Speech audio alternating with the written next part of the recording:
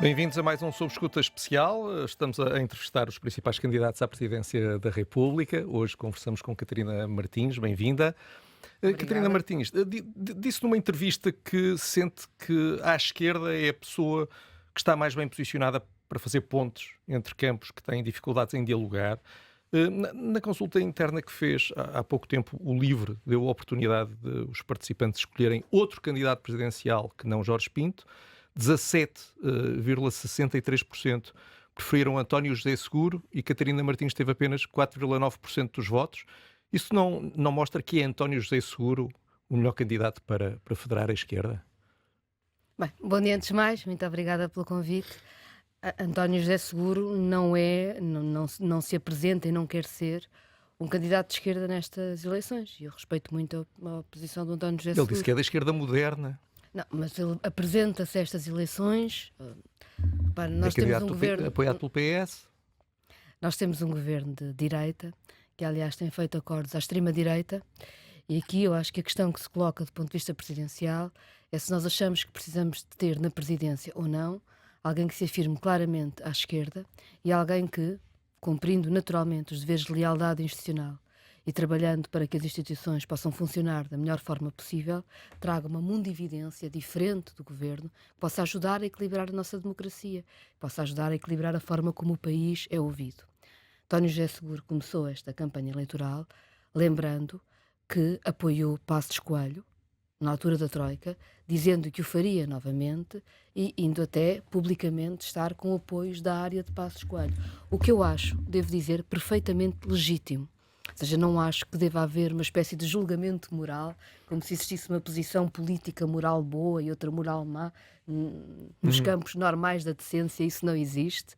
E, portanto, eu respeito em absoluta a posição de António José Seguro. Certo. O que digo é que ele representa um campo diferente. Entendo o seu raciocínio. O meu ponto é que os eleitores, os militantes do LIVRE consideram-no de esquerda e, portanto, prefeririam-no a ele à sua candidatura. E esse é que é o ponto. Repare, eu não tive essa discussão com os militantes do LIVRE, eu não sou parte do LIVRE. Mas quer falar para os militantes do LIVRE. Aqui o ponto, precisamente, é que a Catarina Martins apresenta-se como sendo a candidata capaz de falar com os militantes dos outros partidos, capaz de chegar até eles. Mas os militantes do LIVRE, pelos números que temos, prefeririam António José Seguro e, na realidade, prefeririam António Filipe, porque António Filipe, que seguramente considera um candidato de esquerda, teve 8,47%, portanto, o dobro do seu resultado. Portanto, isto não é um sinal de que, se calhar, tem algumas dificuldades em falar para fora do Bloco de Esquerda? Eu não percebo muito bem o que é que... Em primeiro lugar, eu não converso com um partido por interposta pessoa, mesmo que seja um jornalista que respeito muito, isso não existe. Em segundo lugar, eu não sei se as pessoas que dizem que preferem António José Seguro não preferem António José Seguro pela teoria do mal menor, não é? Ou seja, nós vemos, por exemplo, pessoas do Partido Socialista agora até a apoiarem Marcos Mendes, ou assim, naquela teoria, ou seja, há um excesso às vezes de estaticismo eleitoral, de aritméticas eleitorais, que faz com que pessoas de um campo político apoiem campos políticos que não são os seus, pelos mais variados aspectos. Há também, às vezes, disputas que têm a ver com campos partidários e que não têm a ver, na verdade, com a ideia de presidência da República. E tudo isso é legítimo que exista, tudo isso são debates legítimos, não são o meu. Eu não estou a falar para uma fronteira partidária ou para um partido, nem acho que haja algum partido que seja o dono da forma como a esquerda se entende, faz pontes ou não faz pontes. Não existe isso. Sim, mas aqui a voz é dos militantes, não é do partido. Daí a minha pergunta. Eu também não percebo a diferença entre militantes e partido, mas... Ou seja, não é uma direção partidária, não é a direção do LIVRE que está a tomar uma decisão, são os militantes do LIVRE que estão a votar para dizerem quem prefeririam. E a Catarina Martins é dos candidatos à esquerda a que ficam em último lugar. Daí a minha pergunta sobre se isto mostra que pode ter alguma dificuldade em falar, nomeadamente, para os militantes e eleitores do LIVRE. É só esse o ponto. A minha resposta é que não significa nada. E as últimas... teve umas eleições europeias onde foi candidata agora recentemente, mas quando era líder do Bloco teve resultados mais modestos. Nas legislativas teve 4,4% quando foi líder do Bloco. Sente que já conseguiu ultrapassar as dificuldades que teve na altura para falar para o eleitorado de esquerda? Eu não vejo a política dessa forma. Ou seja, estamos mesmo, digamos assim, em universos diferentes a olhar para estas presidenciais. Eu acho que a esquerda está toda ela a atravessar enormes dificuldades. Uns partidos podem ter melhores resultados, outros piores, mas toda a esquerda encolheu imenso em Portugal. E pior do que encolher imenso do ponto de vista dos resultados eleitorais, encolheu imenso do ponto de vista do debate, ou seja, das ideias que estão em cima da mesa.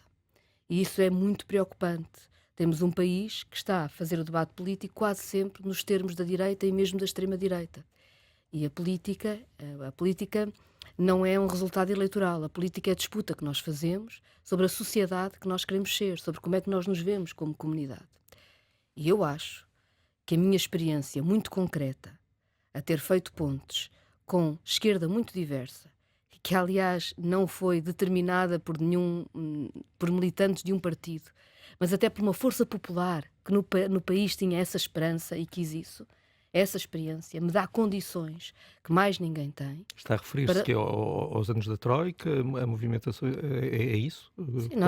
Sim, e ao que aconteceu, ao que aconteceu que permitiu que 2015 fosse possível e que permitiu depois também uma experiência muito concreta no desenho de políticas públicas, na discussão com as pessoas que em Portugal mais sabem sobre as questões do Estado e que têm um pensamento que eu acho que é um pensamento à esquerda, se quiser um pensamento até abrangente, não de um campo da esquerda estritamente partidário, mas do campo das pessoas que consideram que a democracia tem a obrigação de fazer o equilíbrio para permitir que a dignidade do trabalho seja respeitada, tem a obrigação de garantir serviços públicos que funcionam para toda a gente, que a democracia tem que ser esse campo de oportunidade, de desenhar a comunidade, desenhar soluções para toda a gente.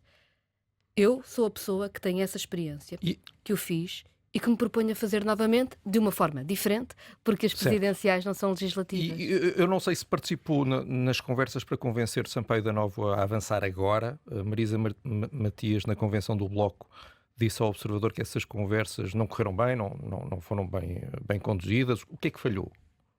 Não faço a mínima ideia. Não falou com Sampaio da Nova? Não sabe o que é que falhou para isto não ter... Eu gostava muito de falarmos das presidenciais. Confesso que ainda não chegámos lá, mas eu espero que se consiga chegar nesta entrevista. Então não estamos a falar da tentativa de chegar à esquerda e do que é que correu mal para não haver um candidato único à esquerda? Sabe o que é que correu mal? Sabe porque é que Sampaio da Nova não quis avançar? Eu não cobro a ninguém o ter-se apresentado às eleições ou não. Nós estamos em eleições presidenciais com os candidatos que temos. E podemos querer falar do que temos em presença ou não, e falar do que se propõem, do que é que representam, do que querem fazer, ou falar de outra coisa qualquer. Eu tenho um enorme respeito pelo Sampaio da Nova. Fui das pessoas que achou que uma candidatura do Sampaio da Nova podia ser muito interessante para o país e muito interessante à esquerda neste momento. Aliás, é público, eu disse-o, eu não apresentaria candidatura, nem tinha sequer pensado na candidatura, porque confesso que estava com uma enorme esperança que Sampaio da Nova avançasse, estava aliás convencida que Sampaio da Nova avançaria. E não sou diferente de muitas pessoas da área do Bloco de Esquerda, de muitas pessoas da área do LIVRE, há algumas pessoas até da área do PCP e até de muitas pessoas da área do Partido Socialista que partilharam esta ideia. Não foi possível. Respeito em absoluto o direito a Sampaio da Nova a tomar a sua decisão. A partir dela é preciso construir outras soluções. É tão simples quanto isso.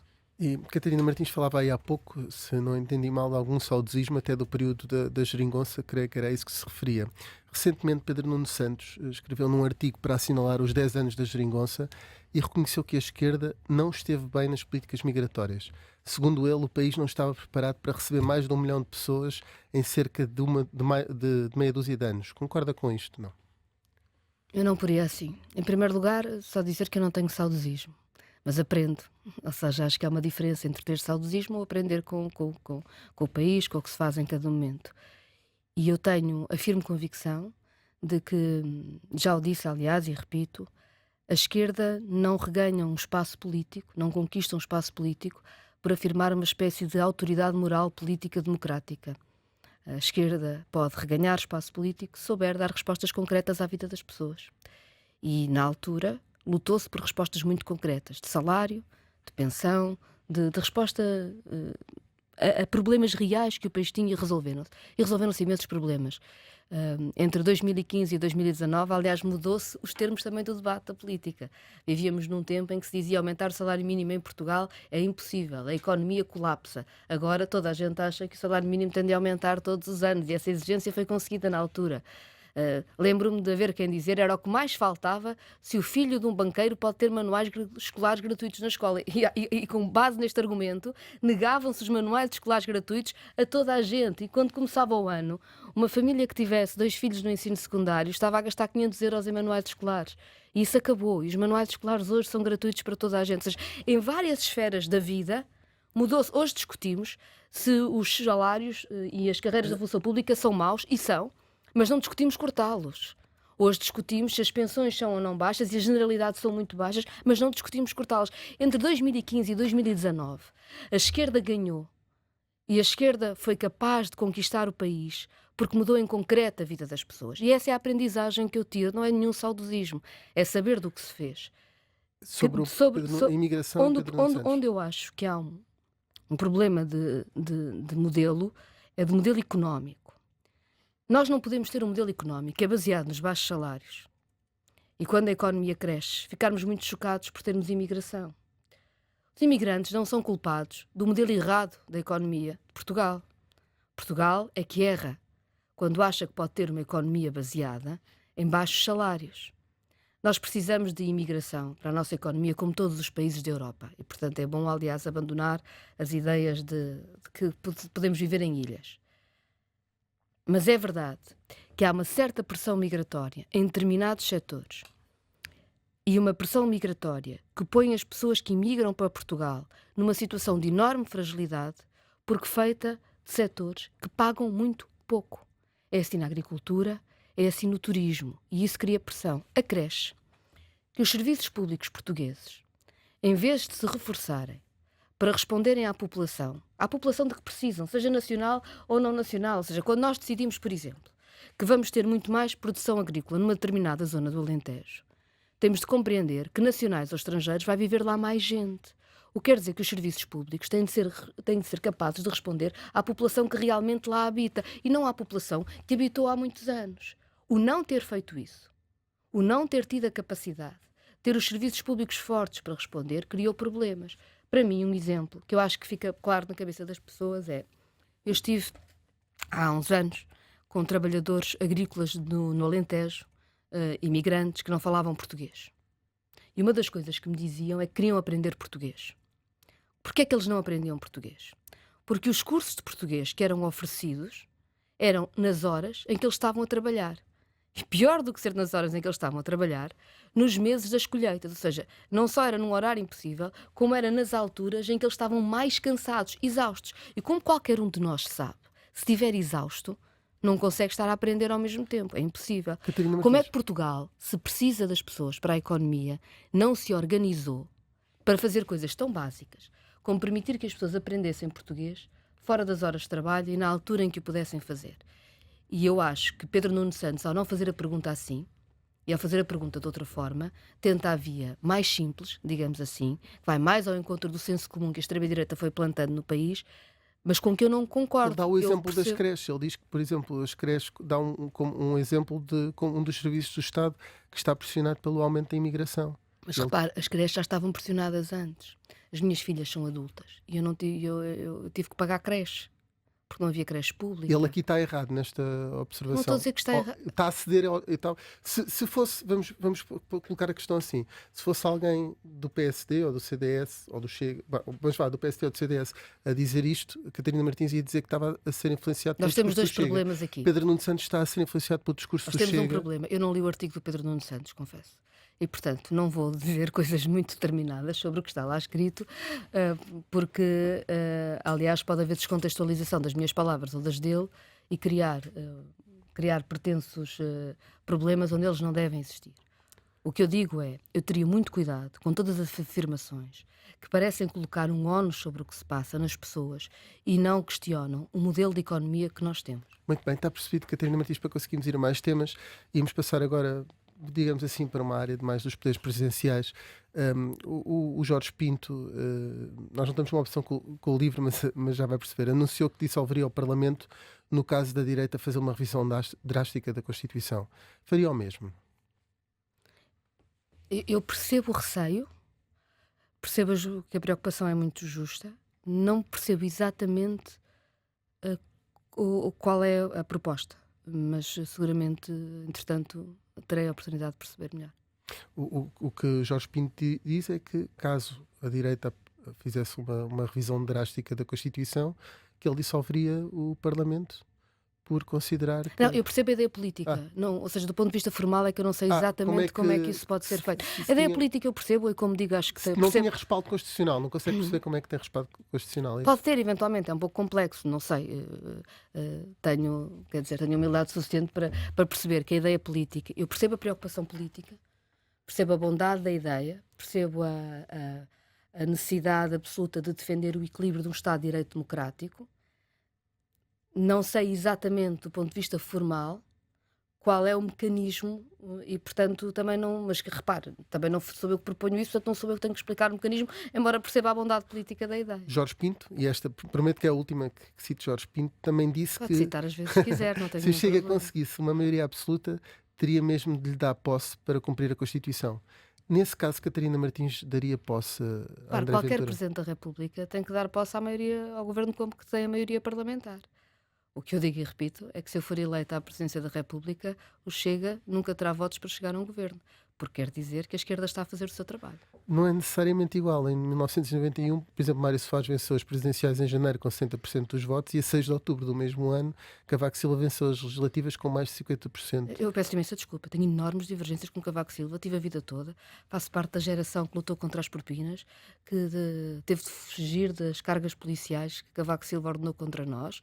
Tudo isso e, portanto, confesso, boa parte da minha politização foi feita na oposição a Cavaco Silva e, porém, nem por um segundo passaria pela cabeça comparar Cavaco Silva com a extrema-direita. Aqui estava apenas a dizer que muitas vezes há uma eleição em janeiro que tem um resultado num campo político e depois, meses depois, o país vota noutro sentido. Não era uma comparação entre Cavaco Silva e André Ventura, mas é uma comparação em que votaram em Mário Soares e depois votaram a política não é um jogo de futebol.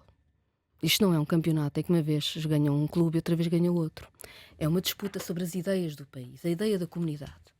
E se nós tivermos uma presidente da esquerda, quer dizer que foi feito o caminho suficiente nesta comunidade nacional que somos, para que as ideias xenófobas, misóginas, as ideias do ódio, as ideias que dizem a quem é miserável, que se puser, que se esmagar quem está pior fica melhor, quer dizer que essas ideias foram combatidas e que essas ideias não terão votos suficientes para ser governo. Não quer dizer que no espectro da decência, no espectro da democracia, não possa ganhar um partido que tem outra visão do país. Mas isso são coisas completamente diferentes. Nós não devemos comparar o incomparável. Porque comparar o que é incomparável deteriora o que é o próprio sentido da democracia. Catarina Martins lembrou numa entrevista que o presidente Jorge Sampaio recusou alguns ministros por considerar que podiam criar problemas graves ao país, no caso nos compromissos internacionais. Se fosse presidente, admitia recusar ministros apresentados pelo Chega? Sim. E que critérios é que usaria? Imagino, há um partido que na Assembleia da República lê apelidos de crianças que acha que não cabem na escola. A escola na democracia, conforme a Constituição da República Portuguesa, é para todas as crianças. Acha que pode ser Ministro da Educação. Há um partido que diz na Assembleia da República que quando há um abuso policial terrível que caracteriza os agentes que cometeram, naturalmente, e não as forças de segurança como um todo, de matar uma pessoa inocente, diz-nos que devem chegar mais vezes e atirar primeiro e perguntar depois, acha que pode ser Ministro da Administração Interna. A defesa do Estado de Direito Democrático é o quê? Mas na prática isso não significa que recusaria todos os ministros do Chega? É possível. Ou até o primeiro-ministro, que seria, em princípio, André Ventura, não é? Lá está, se for Presidente da República, tenho a certeza que André Ventura nunca será Ou primeiro-ministro. seja, o ponto é só dizer... Quanto melhor resultado eu tiver que nestas na eleições, prática, mais longe estamos de alguma vez isso eu sei que não gosta de falar neste cenário, mas na prática, se o Chega tivesse então maioria para formar governo, na prática, Catarina Martins, enquanto Presidente da República, não lhe daria posse, não é? A não ser que percebe o absurdo desse cenário. A não ser que encontre nomes do Chega que aceitasse. Nós não somos um país de ódio. Eu percebo que há muita gente muito revoltada, há muita gente que vê a degradação das instituições e que, portanto, fica com uma espécie de...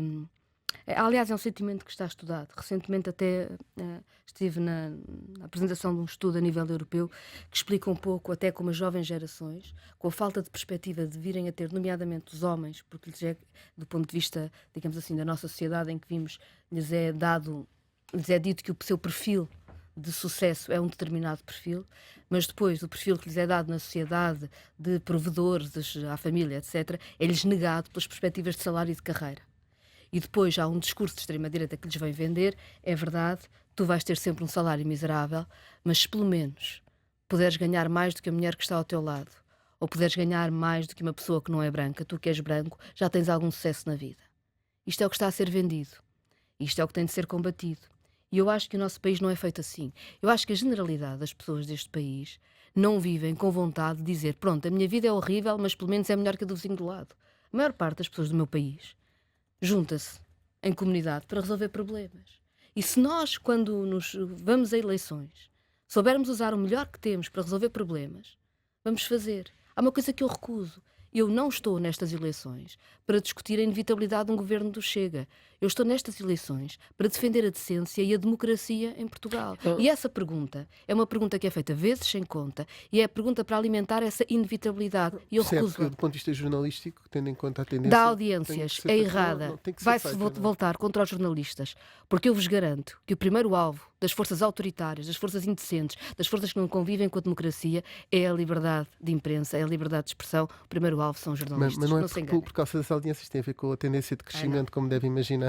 Um partido que cresceu da forma que cresceu em pouco tempo. E repare, o espaço que teve mediático é incomparável, quando estava a crescer, com o espaço mediático que tiveram outras forças políticas com mais força em determinados períodos. E isso é um fenómeno que está a acontecer por todo lado.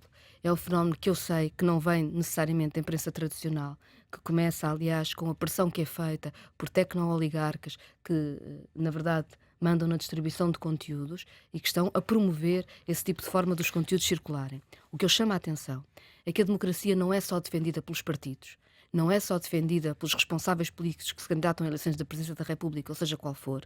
A democracia é defendida por toda a gente. E acho que neste país nos está a faltar uma vontade de defender a democracia que venha também de jornalistas, que venha também de magistrados, que venha de todos os poderes que fazem a democracia. Porque a democracia tem muitos poderes e tem muito equilíbrio de poderes. Voltar retirando então do cenário, chega-se a perguntar-lhe se teria recusado algum dos ministros do atual governo que temos. Julgo que não. Porque não houve... Já ouvi, por exemplo, fazer duras críticas à Ministra da Saúde. E faço, com certeza. Não, o que digo é um Presidente da República tem de agir no quadro constitucional. A divergência política ou mesmo uma dúvida sobre as competências de um ministro não é condição suficiente. Ou seja, o Presidente da República não desenha o governo e, portanto, é preciso situações Jorge Sampaio chegou a recusar ministros da AD, daí também a pergunta. Jorge Sampaio recusou Paulo Portas para Ministro dos Negócios Estrangeiros por causa das diferenças profundas entre o que era o consenso da política externa portuguesa e o que defendia Paulo Portas na altura. Ou seja, não foi ministros em geral, estamos a falar daquilo que Jorge Sampaio leu como uma mudança. Paulo Rangel, por exemplo, na política externa, poderia colocar-lhe Eu acho que estamos dúvidas. A falar repare, há uma diferença entre a minha profunda divergência política e a leitura que eu faço daquilo que são as competências constitucionais e a atuação própria de um Presidente da República. Tem citado muito Jorge Sampaio, considera que foi o melhor presidente da democracia? Nossa democracia passou por várias fases e teve presidentes que foram importantes em várias fases. Jorge Sampaio é para mim um enorme exemplo pela forma como... por aquilo que foi, enquanto Presidente, mas também antes de ser Presidente da República, que acho que permitiu a presidência que teve, e depois de sair de Presidente da República. Jorge Sampaio fez, acho eu, uma transformação para a modernidade muito importante em Portugal, quando foi Presidente da Câmara de Lisboa. E eu sou do Porto, sou insuspeita, ou seja, mas a verdade é que a forma, ou seja... o amplo acordo que foi feito à esquerda em Lisboa teve repercussões não só muito claras para resolver problemas sociais em Lisboa, mas teve do ponto de vista das ideias, da abertura à cultura, à arte, impacto depois em todo o país.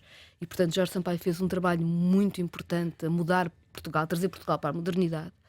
Enquanto foi Presidente da República, teve que tomar decisões muito difíceis, incluindo contra a vontade do seu próprio partido, e tomou-as, para defender a Constituição, para defender o Estado de Direito Democrático. Eu acho que isso foi muito importante. E também teve uma posição muito importante sobre a guerra do Iraque, uma guerra, como nós sabemos, com pretextos falsos, que tem, aliás, criminosos de guerra por julgar ainda, e que foi graças a Jorge Sampaio que nós não mandámos soldados morrer numa guerra que é crime de guerra e com pretextos falsos, e, portanto, a posição de Jorge Sampaio foi fundamental também aí. Falou sempre pela coesão. A ideia de comunidade em Jorge Sampaio é uma ideia forte, a maneira como ele olha para o país, e já depois de sair da presidência, usou, digamos assim, o legado próprio, o espaço próprio que o Presidente da República traz consigo, não para fazer ajustes de contas permanentes com o passado, como vemos, por exemplo, Cavaco Silva a fazer, que é um bocadinho confrangedor para todos nós, acho eu, mas pelo contrário trouxe esse legado para continuar a lutar por causas consideráveis justas. Lembrando-nos, por exemplo, na guerra da Síria, no acolhimento dos estudantes sírios, ou até, não sei se é um dos últimos textos, né, em que ele diz que a solidariedade não é facultativa, é o nosso dever.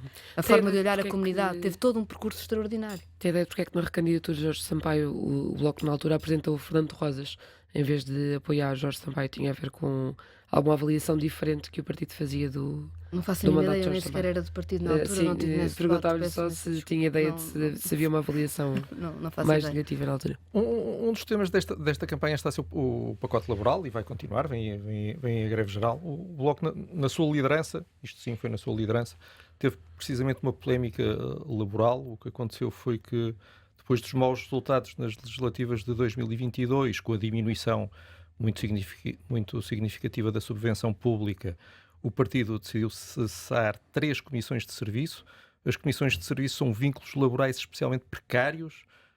Faz sentido que eles existam? Faz sentido que existam na política apenas? Faz sentido que existam na economia em geral? As comissões de serviço não devem existir na economia geral. As comissões de serviço não são da economia em geral. As comissões de serviço devem ser da política por uma razão que toda a gente, eu acho, compreende.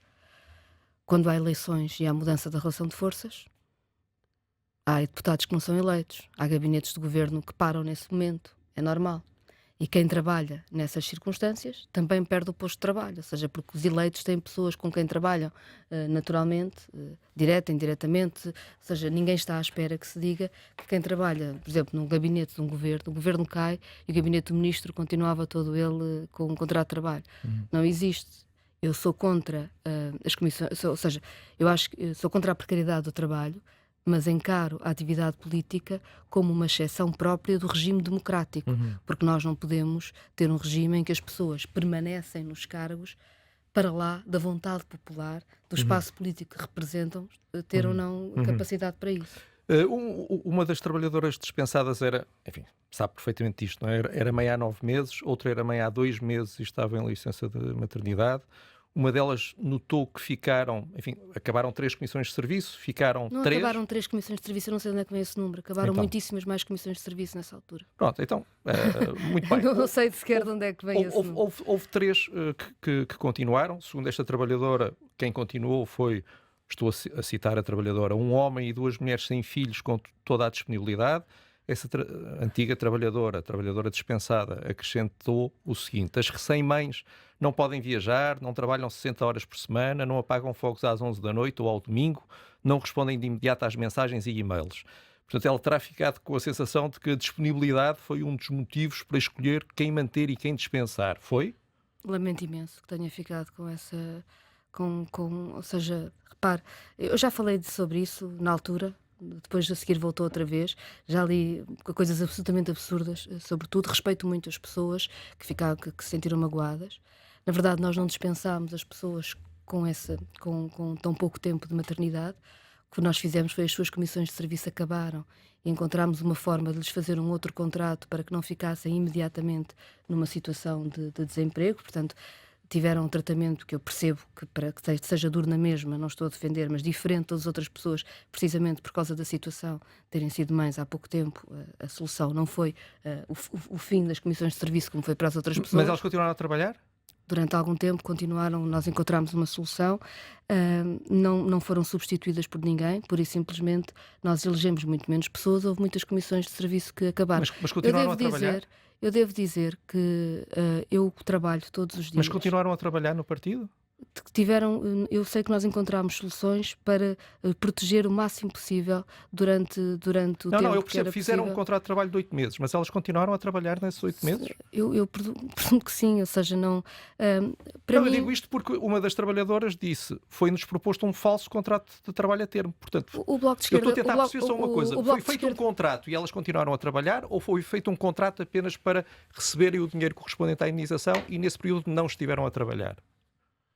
Nós Só não, estava a tentar perceber nós não isso. substituímos nenhum contrato por isso não existe. O Bloco de Esquerda cumpriu a lei. Eu não tenho que saber tudo o que aconteceu, a não ser, mas o Bloco de Esquerda cumpriu a lei, protegeu como pôde as pessoas. Se me diz que na política é muito ingrato, é muito ingrato. Se eu acho que há solução numa área em que é preciso corresponder ao que é a verdade democrática das eleições, repare, há casos Mas terríveis. então continuaram a trabalhar nos 8 meses seguintes, enquanto vigorou... Eu já falei sobre isto imensas vezes, sobre um caso que já aconteceu há uma série de anos. Não me está a explicar bem.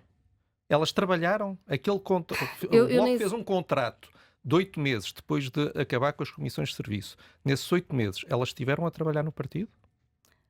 Ou o contrato de trabalho foi para receberem o correspondente à indenização a que teriam direito? Eu sei que houve comissões de serviço que acabaram e que as pessoas foram protegidas durante mais tempo, ao contrário dos outros trabalhadores. Acho que isso é importante, porque no Bloco de Esquerda nós cumprimos a lei e devemos cumpri-la, e devemos também ter uma avaliação sobre as condições particulares das pessoas. Então verdade, não foi um falso contrato de trabalho a termo, é como disse uma verdade das que eu não trabalhadoras. trato diretamente e nunca tratei diretamente de contratação, e também é verdade que eu estou aqui como candidata à presidência da República e não para ser gestora de recursos humanos, que aliás nunca fui em nenhuma organização. Sim, mas que é um caso destes, uma polémica destas. Como já disse precisamente, já falou sobre este caso. Foi um caso difícil para o Bloco. Pensei que pudesse ter-se informado sobre isso. Foi sob a sua liderança, é a sua responsabilidade. Acho que empurrar isso para um diretor de recursos humanos... Não estou a empurrar para curto. ninguém, não estou a empurrar para ninguém, mas estou-lhe a dizer que estou aqui enquanto candidata à presidência da República e não para discutir o Bloco de Esquerda, que já expliquei longamente todo esse caso, que cada vez que se fala desse caso surgem mais 500 notícias falsas e as minhas palavras são sistematicamente alteradas. E confesso que depois, passado uns certos anos, uma pessoa começa a ficar Mas pode só cansada. pedir desculpa às trabalhadoras, é capaz de fazê-lo. Desculpe. Se pode pedir desculpa às As trabalhadoras. conversas que eu tenho com as pessoas são pessoais e tenho-as. Eu nunca precisei de um jornalista para ter conversas Mariana com militantes do meu Mortágua partido. pediu desculpas publicamente, Sim, Catarina só Martins. porque, Não, o caso não é Mortágua- esse. Mariana Mortágua pediu desculpa publicamente e convocou uma conferência de imprensa onde pediu desculpa, mas como os factos são relativos à sua liderança, poderia querer fazer o mesmo publicamente. O que eu fiz na altura está feito. Eu não é o observador que me diz o que é que eu devo ou não fazer. Eu falei com, quer dizer, sempre falei com as pessoas com quem trabalho. Vamos, Aliás, registro que, enfim, continuam a aparecer números, etc., pessoas bastante alteradas nas entrevistas, mas vamos para a frente. Números de quê? Até das pessoas que foram dispensadas dizem números à toa, ou seja, eu continuo a ler coisas extraordinárias, não faço a mínima ideia de onde é que vem. Não, Mas nós pronto. aqui fomos absolutamente factuais e estamos a referir às 3 comissões de serviço, precisamente das pessoas que tinham sido recentemente mães, Eu nem sei de onde é que vem o número 3. porque são 3 casos que as próprias pessoas publicamente falaram sobre o assunto. Para não sabemos se existiram mais, supomos que não. Não E acho existiram que é 3 casos que... Não interessa. Não sei mesmo. É que eu não consigo mesmo perceber do que é que estão a falar. Mas já está percebemos tudo bem. que não se lembra e que Vamos- não sabe. vamos e- avançar. já Não, percebemos. eu não sou como os banqueiros, como as comissões de inquéritos e não se lembram e não sabem. Eu lembro-me e sei. E do Catarina que eu me Martins. lembro e sei, digo que o vosso número é absurdo. Força. Vamos avançar num limite peca por escasso. Vamos avançar então para a defesa, porque é uma matéria naturalmente que o Presidente da República, no caso de vencer as eleições, passará a ser a Comandante Supremo das Forças Armadas. Neste momento há forças portuguesas a cumprir várias missões no âmbito da NATO. Por exemplo, estamos no leste da Europa em missões que pretendem reforçar a capacidade de dissuasão e resposta da NATO a uma eventual ameaça russa, precisamente. Vai tentar acabar com esses destacamentos ou acha que esses em particular fazem sentido? Repara, o Presidente da República deve ter a sua política externa articulada com o Governo. A participação de tropas portuguesas na NATO é um facto. A Constituição da República Portuguesa diz que deve haver uma dissolução dos blocos político-militares. E nós não podemos escolher quais são os artigos que gostamos ou não gostamos da Constituição. E, portanto, acho que o objetivo deve ser a dissolução dos blocos político-militares, mas achando eu que esse deve ser o objetivo, hum, não creio que caiba a um presidente mudar de repente os compromissos que estão assumidos. Mas cabe, naturalmente, avaliar a forma como decorrem os compromissos. Se houver algum tipo de ataque russo, as tropas na região podem ficar em perigo. Está preparada para lidar com essa eventualidade? Também, repare, também me preocupa muito uma outra eventualidade, que é o facto do único líder de um país que ameaçou países da NATO ter sido Donald Trump, que já ameaçou o Canadá e a Dinamarca. E, portanto, diria, se vamos por esse, teremos que estar preparados para tudo. Mas foi buscar esse assunto porque acha que Portugal deve estar preparado para se defender dos Estados Unidos, é isso? Não, porque acho que é tão provável um cenário como o outro. É tão Eu levo a sério, eu levo a sério Donald Trump e levo a sério Vladimir Putin. Não sei porque é que às vezes só se leva a sério um, eu levo a sério os dois como perigos. E coloca-os no mesmo patamar. Não sei se os coloco no mesmo patamar, mas repare, neste momento são objetivamente aliados no que estão a tentar impor à Ucrânia. Repare, Donald Trump está a tentar impor à Ucrânia uma dupla via de pressão sobre o país, uma via em que os obriga a aceitar a perda territorial que a Rússia já impôs e uma via em que os condiciona, do ponto de vista económico e do ponto de vista político, a sua soberania. Portanto, o acordo de paz que Donald Trump neste momento está a tentar pressionar na Ucrânia é um acordo de paz que o que faz é que Putin ganha tudo o que quis com esta invasão. E, portanto, eu acho que é importante nós começarmos a perceber que este problema existe e é real. Sim, achas que parece que Donald Trump é tão responsável pela agressão à Ucrânia como Vladimir Putin? Mas parece-lhe que é. A maneira como está... Não, eu estou a dizer no acordo de paz. Quem invadiu a Ucrânia foi a Rússia. Eu nunca me engano sobre isso. E eu bem sei que nunca me engano e nunca me enganei sobre isso. Tem tido para o PCP, de facto. Se houver um ataque russo a um país da NATO e a Aliança a ativar o famoso artigo 5, segundo o qual um ataque a um país é um ataque a todos, aceita enviar, nesse caso específico, tropas portuguesas para a zona de conflito? Em abstrato não se pode fazer decisões. Nós estamos a falar de decisões de mandar pessoas morrer. Não é em abstrato, isto não é um jogo de computador. Portanto, é preciso saber em concreto do que é que se está a falar. Mas não exclui essa possibilidade, dependia um bocadinho dos termos As tropas portuguesas já tiveram em cenários muito complicados. E já tiveram em cenários muito complicados que eu considerei justíssimos e já estiveram em cenários muito complicados que eu considerei errados. Aqui neste caso específico era se houvesse um ataque no leste, porque é uma coisa que mas pelo menos não é assim tão improvável, se estaria disponível repare que eu acho mesmo que estas matérias são matérias que precisam do concreto, não é mesmo um jogo de computador, são mesmo vidas das pessoas, estamos a decidir. Às vezes há uma certa leveza da forma como se fala disto, não é? Estamos aqui todos sentados a dizer agora vamos mandar tropas para aqui, se for preciso ou para lá. Não é assim, são vidas das pessoas. E eu, por exemplo, gostava de que Portugal tivesse uma ação muito mais proativa do que tem tido em mecanismos que evitam cenários como esses. Portugal já foi capaz, na sua história, de ter uma diplomacia para a paz muito ativa. Catarina Martins, só para perceber, Catarina Martins tem referido muitas vezes o caso de Jorge Sampaio ter bloqueado o envio de tropas para o Iraque. Ainda portanto, bem, é importante os eleitores saberem o que é que faria, não num caso igual a esse, porque não estava em causa o artigo 5º, se no caso do artigo 5º, numa agressão a leste, se opor ao envio de tropas. Portugal tem sempre soberania para decidir. E, portanto, pode sempre analisar o caso em concreto. E falando aqui também da questão da Ucrânia, aprovou a resolução sobre o custo humano da guerra na Ucrânia, mas na declaração de votos justifica que votou contra emendas que visavam fornecer à Ucrânia armamento de longo alcance, que apenas serviria, citando, para escalar o conflito e agravar a perda de vidas inocentes de ambos os lados. É contra o envio de armas apenas de longo alcance ou contra o envio de todo o tipo de armas para a Ucrânia? Eu votei a favor do envio de armas para a Ucrânia se poder defender, portanto, acho que essa é uma questão que está respondida. A questão era precisamente se eram defensivas. Foram os que eu votei a favor que fossem enviadas. Eu acho que a Ucrânia tem direito a defender o seu próprio território. Acho, ao contrário do que foi dito no início da guerra, dizia-se o seguinte: dizia-se que íamos escalar para depois desescalar. Ou seja, mandávamos cada vez mais tropas, cada vez mais armamento, escalávamos a guerra e íamos impor uma espécie de destruição à Rússia, de destruição da máquina de guerra da Rússia, e era por essa via que se ia proteger a Ucrânia. O que aconteceu foi que se escalou, a Rússia também escalou, ocupou mais território, a Ucrânia ficou numa situação mais frágil e hoje temos Donald Trump a querer impor à Ucrânia a perda de território e a perda de economia, etc. Portanto, ficou provado que, sendo necessário, como é óbvio, que a Ucrânia tivesse meios para se defender, porque estava a sofrer uma ocupação e tinha-se de defender, tinha sido muito importante, desde o primeiro momento, investir-se também na diplomacia para a paz. E isso não aconteceu. E neste momento acha que se deve admitir a possibilidade, como já falou, de a Ucrânia ceder algum território para obter a paz? É uma situação muito complexa e o território não é todo igual, não é? Como nós sabemos, há território diferente. A própria Ucrânia o coloca assim. Agora, eu acho que é um péssimo, ou seja, seria um péssimo acordo, um acordo em que a Ucrânia perde território e perde soberania, porque perde soberania em todo o território, porque os constrangimentos da economia, os constrangimentos de decisão política que estão sendo impostos à Ucrânia, neste momento significa que a Ucrânia perde o poder de decidir. Vladimir Putin dizia antes da invasão que a Ucrânia não era um país, não é? Ou seja, e portanto tinha um discurso de czarista em relação à Ucrânia.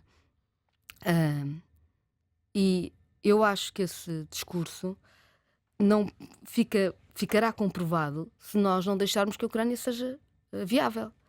E, portanto, sendo certo que cabe naturalmente à Ucrânia, em primeira análise, decidir que tipo de acordo é que está disposto a aceitar, eu acho que um acordo que tira viabilidade ao Estado da Ucrânia é péssimo e é um perigo para toda a gente. E é por isso que acho que a União Europeia não podia ser tão passiva a fazer o que os Estados Unidos querem, mas devia ter desde o início uma estratégia diferente, que não fosse o escalar para depois desescalar, que se provou, aliás, que era mentira, só pôs a Ucrânia em piores circunstâncias, mas fosse, ao mesmo tempo que ajudava a Ucrânia a defender o seu território, encontrar um caminho de negociação para a paz, com sanções, aliás, muito mais efetivas contra a Rússia. Porque a União Europeia fez aquela hipocrisia de pôr sanções para os oligarcas, mas só passado 15 dias é que eram efetivas. Quer dizer que os oligarcas punham dinheiro...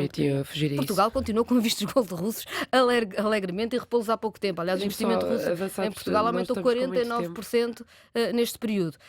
A frota sombra continua a exportar no Mar Báltico e, portanto, a União Europeia, se tivesse querido fazer isto bem, não foi eficaz. Se for eleita, admite visitar os Estados Unidos e encontrar-se com Donald Trump? Admito representar o Estado português.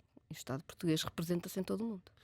Votou contra a resolução do Parlamento Europeu que considerava Edmundo González o vencedor legítimo das eleições na Venezuela. Isso significa que considera que Nicolás Maduro é o presidente legítimo do país? Eu não gosto de fraudes eleitorais em nenhum sítio.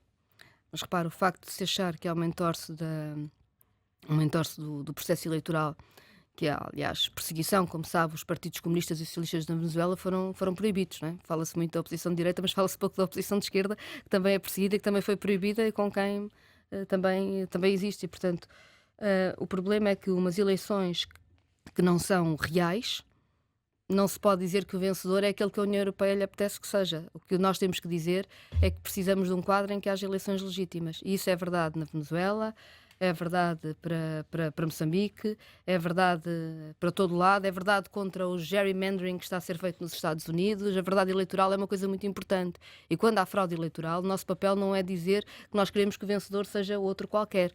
Ou quando não há verdade eleitoral, o nosso papel é dizer que queremos que aquela população tenha direito à sua verdade eleitoral. Finalmente, um último tema, a justiça. Temos falado muito sobre a operação Influencer, que levou indiretamente à queda do primeiro-ministro António Costa. 2 anos para investigar um caso deste é demasiado? Claro que é. E porquê que não era possível mudar os prazos de investigação através do Parlamento? Os responsáveis políticos também estão em falha aqui ao não mudarem, enfim, o Código de Processo Penal e tudo o que prevê a possibilidade de se demorar tanto tempo numa investigação? Os Presidentes da República não mudam as leis. Não, com certeza, claro. Portanto... Não, mas pode fazer uma mensagem ao Parlamento e incitar os deputados, por exemplo, a fazerem uma mudança que encurte os prazos de investigação, porque na realidade os prazos legais estão a ser... Isto não é ilegal, não é? Os prazos estão a ser cumpridos. Portanto, se calhar o que estaria em causa seria uma mudança na lei, ou não? há coisas que não têm a ver com mudança na lei, têm a ver com a própria estratégia de investigação que é utilizada. Eu sou muito crítica, por exemplo, da ideia de megaprocessos, em que se tenta, ou seja, tenta sempre fazer um quadro geral de tudo o que possa correr mal para processar uma espécie de, vamos processar todo o sistema, digamos assim, e depois nunca se condena por nenhum crime concreto e as coisas arrastam-se durante muito tempo. Mas acha que é uma questão de uma estratégia errada de investigação, ou há motivações, algumas pessoas insinuam ou dizem mesmo que há motivações políticas por trás de algumas ações do Ministério Público? Às vezes fica com esse receio ou não? Eu acho que o Ministério Público precisa de dar provas da sua capacidade de fazer o seu trabalho de uma forma transparente e de uma forma em que a justiça faz o seu trabalho, sem ser condicionada pela política e sem querer condicionar a política. E nós estamos a viver um momento muito complicado e algo com o país, com o Ministério Público. Eu tenho dito, aliás, que acho que o Procurador-Geral da República ganhava em ser cuidadoso sobre essa matéria, acho que não tem sido. E também acho que o Conselho Superior do Ministério Público ganhava em mostrar a sua capacidade de atuação, de autonomia, de exigir o bom funcionamento do Estado de Direito Democrático. Mas fazendo uma avaliação hoje, tem que ser hoje, porque hoje é que nós estamos a tentar perceber como é que olha para isto. Eu bem sei que a decisão não seria agora, mas se fosse Presidente e se desse neste momento a necessidade de decidir por uma eventual recondução. Eu pensei que a questão da recondução dos Procuradores-Gerais da República tem sido muito discutida, mas enfim, vamos admitir. Admitiria uma recondução do atual Procurador-Geral da República, ou acha que ele não tem estado à altura do que é exigível? Está em início de mandato. Acho que temos que observar bem o mandato como um todo. Eu acho que há algumas... Dá-lhe o benefício da dúvida, ainda. Eu acho que é preciso que se dê garantias de que o Ministério Público pode funcionar de forma autónoma e que compreende a delicadeza do momento que vivemos. Eu acho que expressões como prenda de Natal ao Primeiro-Ministro, por exemplo, mesmo que tenham sido ditas sem nenhum significado particular, não mostram esse cuidado que temos de ter. E nós vivemos num momento em que estamos mesmo a pisar gelo muito fino no que diz respeito ao bom funcionamento do Estado de Direito Democrático. E eu acho que era importante que o Sr. Procurador tivesse a noção clara disto.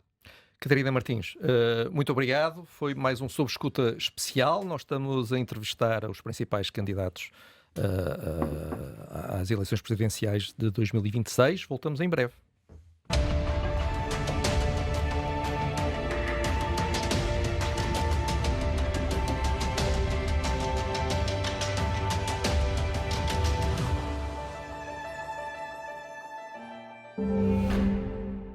Querido, chegou a hora. Chegou a hora, tens a certeza? Absoluta, esta é a hora H. Anda, não percas mais tempo. O seu mega presente de Natal